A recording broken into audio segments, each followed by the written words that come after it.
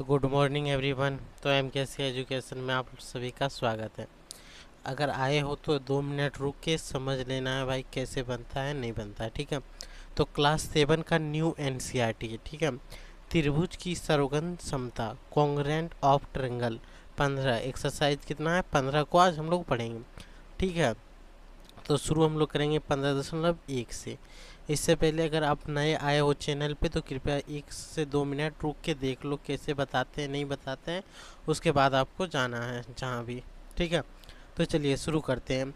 तो याद रखना कि सर्वागन समता, सर्वगन समता का मतलब क्या होता है, यानी कि कोई भी ऐसा आकृति, ठीक है, जिस जो देखने में एक समान लगे और उसका माप भी समान हो, उसी को हम लोग कॉन्ग्रेंट या सर्वगन समता कहते हैं। जैसे मान लेते हैं एक रेखा हो गया एल एम, ठीक है, ये अगर 5 सेंटीमीटर है, दूसरा रेखा हो गया पी क्यू, ठीक है, ये भी अगर 5 सेंटीमीटर है, तो बोलेंगे दोनों क्या है, बराबर है। अगर कोई आकृति सर्वगन समता है तो वो दोनों आपस में बराबर होगा, माप में, साइज में, ठीक है। जैसे कौन, एक कौन 60 डिग्री है, कोई कौन अगर 60 डिग्री है, ठीक है, अगर वो सर्वगनसम है तो दूसरा भी कौन कितना डिग्री का, 60 डिग्री का होगा। तो हमें त्रिभुज की सर्वगन समता के बारे में पढ़ना है, ठीक है। त्रिभुज की सर्वगन समता के बारे में हम लोग को पढ़ना है। तो देखिए, दो त्रिभुज है कि नहीं। सर्वगन समता में दो त्रिभुज ही होता है, जब किसी भी त्रिभुज की सभी भुजाएं, सभी कोण बराबर हो जाए, ठीक है, तो उसको बोलते हैं सर्वगन सम है। तो सर्वगन समता के बहुत सारे कसौटी होते हैं, ठीक है, बहुत सारे कसौटी होते हैं, उसको चैप्टर वाइज पढ़ेंगे। जैसे एक्सरसाइज 1 में कोई भी कसौटी नहीं दिया हुआ है तो यहाँ पे हम लोग नहीं पढ़ेंगे, ठीक है। जिसमें दिया गया उसमें पढ़ेंगे। तो हम लोग क्वेश्चन नंबर 1 एक्सरसाइज 15.1 से स्टार्ट करते हैं। एक्सरसाइज 15.1 से स्टार्ट करेंगे, ठीक है। 2 मिनट रुक के इसको समझ लो, आराम से सारा क्वेश्चन बनेगा। सर्वगन समता का मतलब सीधा याद रखना है कि कोई भी आकृति, चाहे वो त्रिभुज हो, रेखा हो, कौन हो, या मनुष्य, जानवर, जंतु कोई भी हो, अगर उसका माप समान हो, ठीक, देखने में समान हो, तो वो क्या होगा, सर्वगन समता, ठीक है। तो क्वेश्चन नंबर 1 देखिए, जैसे कि यहाँ पे दिखाया गया है। तो देखिए, साथ ही साथ हम लोग क्वेश्चन के खाली जगह भी भर लेंगे, ठीक है। जैसे रिक्त स्थान की पूर्ति कीजिए। दो सर्वगनसम कोणों में एक कोण का माप 50 डिग्री है। सर्वगनसम का मतलब क्या होता है, बराबर।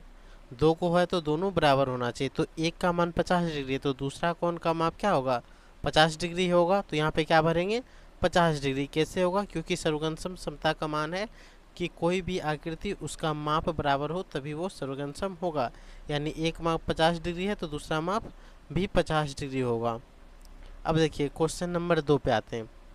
यहाँ देखिए दिया है कि त्रिभुज ए बी सी में बी सी की लंबाई 5 सेंटीमीटर है, ठीक है। तो त्रिभुज, तो सर्वगनसम त्रिभुज एल एम एन की संगत एम एन की संगत का मतलब क्या हुआ, बी सी का संगत जो है वो एम एन है। संगत मतलब साथ साथ, कॉन्सिस्टेंट, यानी कि बी सी का संगत क्या है, एम एन की लंबाई होगी। अगर बी सी 5 है तो एम एन भी 5 होगा, होगा कि नहीं, 5 सेंटीमीटर। तो यहाँ खाली जगह पे क्या भर देना है, 5 सेंटीमीटर। यहाँ तक क्लियर, कोई दिक्कत हो रहा है तो आप बोल सकते हैं कमेंट में, ठीक है। क्वेश्चन नंबर 3 में देखिए, दो रेखाखंड सर्वगनसम होते हैं यदि दोनों लंबाई का हो। क्या होगा, दोनों समान लंबाई का होगा तभी तो सर्वगनसम होगा।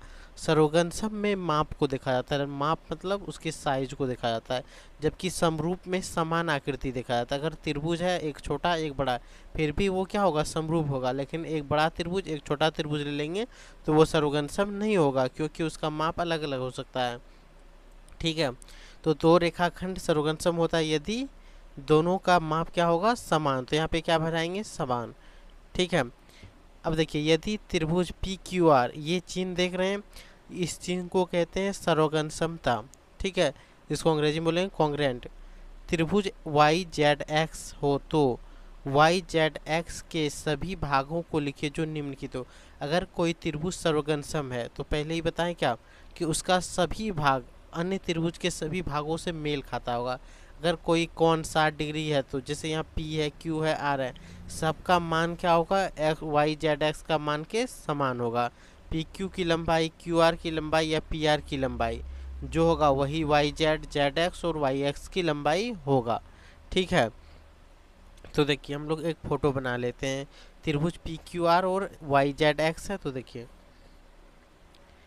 क्वेश्चन नंबर 2 का है, एक त्रिभुज बना लेंगे पी क्यू आर और एक है एक्स वाई जेड, यही ना है, देख सकते हैं Y P Q R Y Z X है। तो यहाँ से हम लोग शुरू कर रहे हैं पी क्यू आर तो वाई जेड एक्स ऐसे ही होगा। ठीक है, तो सर्वगंशम पहले से दिया है, यानी कि ये भुजा बराबर होगा ये भुजा बराबर होगा ये भुजा के बराबर होगा ये कोण इस कोण के बराबर होगा कि नहीं, और ये कोण इस कोण के बराबर होगा, यानी ये कोण के बराबर होगा। ठीक है, 3 लाइन दे रहे हैं कि आपको समझने में आसान होगा कि कोण नंबर 1 मान लेते हैं, इसके बराबर ये इसके बराबर, ये इसका बराबर होगा, ये इसका बराबर होगा, सब एक दूसरे के बराबर होगा। तो देखिए, तो यहाँ पे आप यहाँ पे डायरेक्ट देख सकते हैं कौन क्यू बीच में है, यहाँ पे कौन सा है जेड बीच में है, तो कौन क्यू के बराबर कौन क्या होगा जेड, यहाँ पे आंसर में क्या लिखेंगे बराबर जेड। अब देखिए भुजा क्यू आर एक लाइन में है तो यहाँ पे क्या हो जाएगा जेड एक्स, क्यू आर बराबर क्या होगा जेड एक्स, क्योंकि सर्वगंशम है कौन आर देखिए लास्ट में है, यहाँ पे कौन क्या होगा एक्स, तो यहाँ कौन आर बराबर क्या होगा कौन एक्स। समझ में आ रहा है। क्वेश्चन नंबर 4 में देखिए पी और आर बराबर क्या होगा वाई एक्स, तो पी आर के बराबर यहाँ पे क्या लिखना है वाई एक्स। समझ में आया। अगर समझ में आ गया है तो लाइक करें और सब्सक्राइब करें और अपने दोस्तों के पास ज़रूर भेजें। ठीक है, 2 मिनट आपको बन के रहना है चैनल पे, देखना है कि समझ में आ रहा है या नहीं आ रहा है। तो यहाँ से ये चैप्टर कंप्लीट होता है, नेक्स्ट चैप्टर हम लोग नेक्स्ट वीडियो में कवर करेंगे। ठीक है।